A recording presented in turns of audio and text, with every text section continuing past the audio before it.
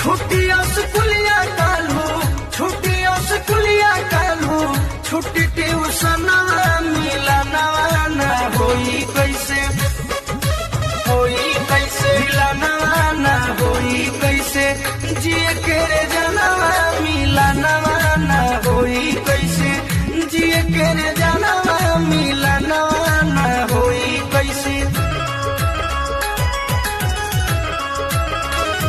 रोज भेंट होते आगे कोचिंग क्लास में, पढ़त रहू संग ही बैठत रहू हमरा पास में, पास में ए जान। रोज भेंट होते रहे कोचिंग क्लास में, एक संग पढ़त रहू बैठत रहू पास में, बातचीत होते रहे, बातचीत होते रहे, सवाल के बहाना मिलना न होई कैसे, होई कैसे मिलना न होई कैसे, जिए के रे जनवा मिलना न होई कैसे, जिए के रे जनवा मिलना न होई कैसे।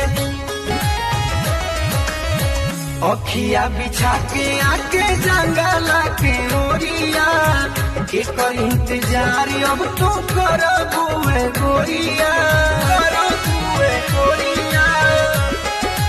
हाँ हाँ हाँ हाँ, अखिया बिछा के आके जंगला के ओरिया, के कर इंतजार अब तू करबुए गोरिया।